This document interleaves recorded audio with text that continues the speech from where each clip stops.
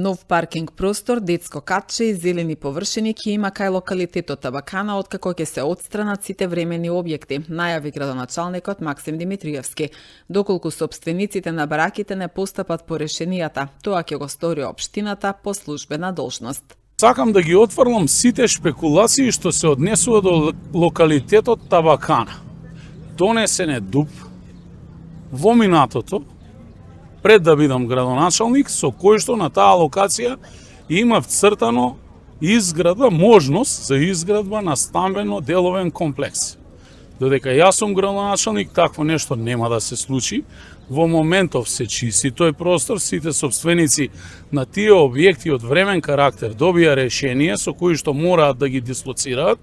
Во спротивно општината ќе ги изврши, ќе ги дислоцира и тоа ќе го наплати од собствениците, а на тој простор ние планираме партерно да го уредиме, да го зголемиме просторот за можност за паркирање на возила, бидејќи претходно знаете дека тука се изградија неколку фамозни згради кои што имаат многу мал паркинг простор и дополнително да се остави можност за озеленување на просторот и изградба на едно детско катче. И не само оваа локација, и многу други локации кај што имаме времени објекти, по примерот на поранешно хемиско чистење, во близина на улица Ленинова, исто така ќе настапиме со извршување на истите објекти, се со цел да го ослободиме градот од таквите времени објекти и тие простори кои што се собственост на општина Куманово да ги ставиме во функција на граѓаните за паркирање и дополнително за ширење на градот во тој дел, без никаков тип на градба, згради и други фамозни објекти.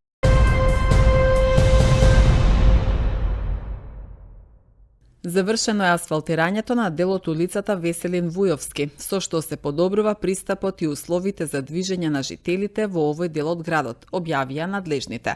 Паралелно со тоа, општината реализираше и партерно уредување на 2 крака од улицата Руѓер Бошковиќ во населбата Перо Чичо.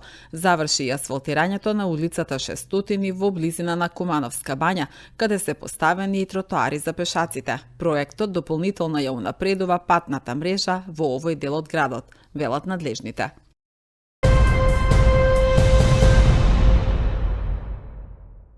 Екипите на јавното предпријатие Чистота и зеленило периодов интензивно садат садници, цвеќе, а се поставуваше и нова комунална опрема.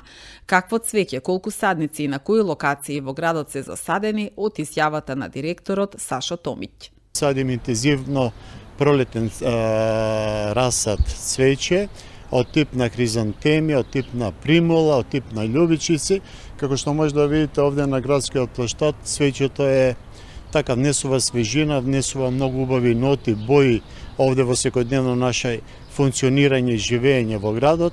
Се трудиме значи да го разубавиме градот, да внесеме убави живи бои, направивме на пролета и се надевам дека тоа не идува на многу позитивни и добри критики од страна на граѓаните на општина Кумана. Дел е наше собствено производство, дел нешто набавивме овој цветен расад од општина Струмица, мислам од приватни расадници бевме во Струмица, нешто набавивме, покушаваме да го разубавиме градот, значи воедно не е само цвеќето, садиме и садници. Имаме, значи, како што е информирана јавност овие денови, има склучено договор меѓугранична соработка општина Ќустимил со општина Куманово. Таа програма оди преку Североисточен плански регион. Во изминалите неколку месеци интензивно се садат садници од тип на јапонска цреша, див костен, лиадендрон и така натаму. Значи на булеварот Трета Македонски има засадено околу 130 садници, високо квалитетни, многу убави, што даваат многу убав цвет вака сега под пролет, граѓаните многу пријатно и позитивно ќе бидат изненадени. На булевар Октомврска револуција имаме засадено преку 200 садници. Истите внесува топлина, воедно се стави комунална опрема, кантички за џубре за отпадоци, клупи за граѓаните да имат кај да седнат да се одморат. Значи градот се разубавува, се движиме во една позитивна насока. Многу е пријатно денови и мислам дека уште во периодот што предстои уште повеќе ќе садиме, ќе го разубавиме, ќе го раззеленуваме нашиот град и ќе биде сликата многу поубава.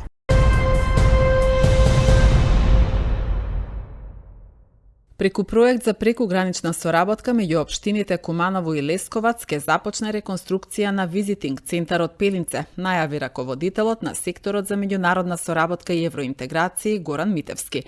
Со проектот за Пелинце вреден 280.000 евра, предвидена е реконструкција и адаптација на собите за сместување, библиотеката, амфитеатарот, оштетениот покрив на објектот, стаклената купола, заедничките простории и санитарните јазли, како и затоплување на простории и партерно уредување.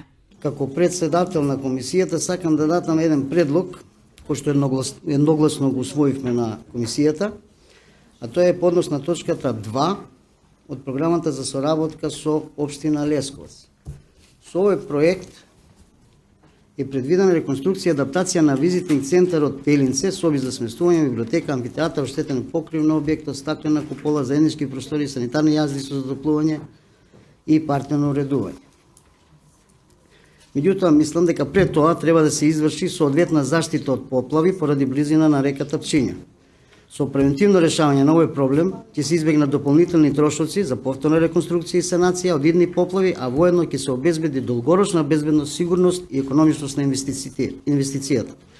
Бидејќи имам сознанија дека ова не е прва реконструкција и санација на ова. Знаеме сите дека таму има проблем со излевање на реката Пчиња, па би сакал пред да го изгласаме ова, да се донесе, значи, дали ќе го ставите на гласање како заклучок, дали како препорака, пошто нели сега влеговме се у препораки, за да се оправда инвестицијата, треба прво да направиме да створиме услови за да можеме да се реконструира, за да не се реконструира на секои 2-3 години меморијалниот центар Асна во Пелинце. Навистина, това е прва реконструкција. Како е изграден комплексот Асном, ова е прва реконструкција што се организира. Општината нема интервенции направено до сега, од како е пуштено до моментот сега кога ќе се реализира овој проект. Овој проект е за прекугранична соработка помеѓу Србија и Македонија. Фактички се прикажани средствата кои што се обезбедени, донација грант е 500.000 евра, од кои 280.000 евра се за општина Куманово, 220.000 евра се на располагање на град Лесковац. Имаме уредно документација, одобрение за градење и така натаму. Овој проект ќе почне да се реализира од март-април оваа година, со припреми кои што треба подпишување на договор и така натаму. Ова препорака е добра на председателот на локален економски развој, на комисијата, за да се алармираат надлежните државни органи кои што треба да направат и да спречат поплавување на комплексот од река Пчиња. И исто така треба да се направи една меѓуопштинска соработка, затоа што на територија на општина Врање постои брана која што во даден момент кога има интервенции, поплави во тој регион, ја пуштаат браната и неконтролирано тече поголема количина на вода во река Пчиња. Се прави застој, се прави интервенција, до сега сите проблеми биле во партерното и не биле навлезени во објектот, така да немат забуна, ама навистина, како препорака од ваша страна, надлежните органи да преземат нешто да се спречи било какво излевање на река Пчиња.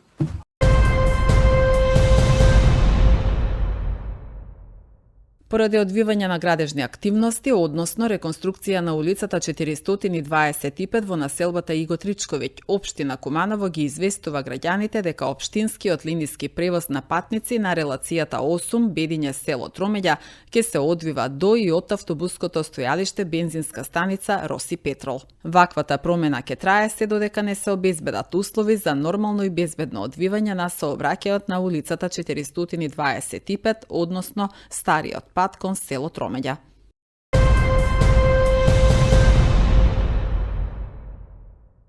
Советот на општина Куманово во четврток ќе одржи редовна седница за која се предложени 28 точки на дневниот ред. Советниците, но и јавноста ќе слушнат какви мерки и активности презела полициската станица од општа надлежност Куманово во текот на 2025 година. Ќе биде презентиран извештајот за извршување на програмата за уредување на градешно земјиште, изградба и одржување на комунална инфраструктура и на програмата за изградба, реконструкција, одржување и заштита на локалните патишта и улици во општина Куманово за периодот од 1 јануари до 31 декември 2025 година. Потоа извештајот за реализација на програмата за урбанистичко планирање на подрачјето на општина Куманово за минатата година, а на дневен ред ќе се најдат и предлог за вршната сметка на буџетот на општина Куманово за 2025 година, годишниот извештај на општината за минатата година и предлог одлуката за измена на одлуката за извршување на буџетот на општина Куманово за 2026 година.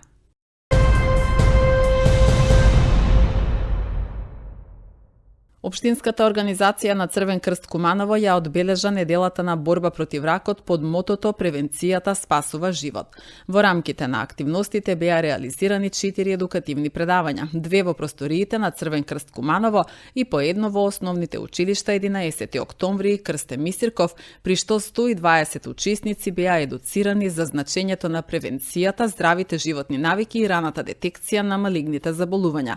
Дополнително беа поделени и 100 едукативни брошури, велат од Црвен крст Куманово.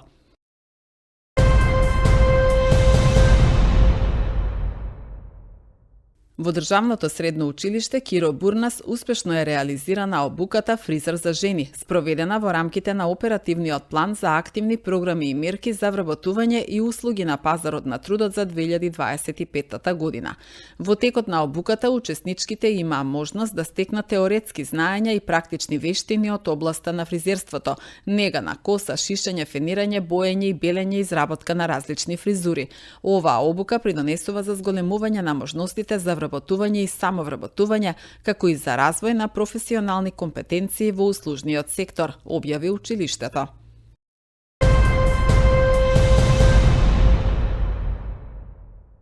Осум ученици и 4 наставници од гимназијата Гоце Делчев во периодот од 27 февруари до 6 март годинава беа на меѓународна размена во Гент, Белгија, објави училиштето. Како што пишува во објавата, тие присуствувале на отворениот ден што училиштето од Гент го организирало за родителите и учениците и откриле нови идеи за настанот кои ќе може да ги применат и кај нас. Учениците и наставниците исто така присуствувале и на часови по природни науки и информатика, на различни работилници, но се испробале и во кујната правејќи белгиски вафли. Сите работилници биле организирани во корелација Македонија-Белгија, потенцирајќи ги сличностите и различностите помеѓу двете земји.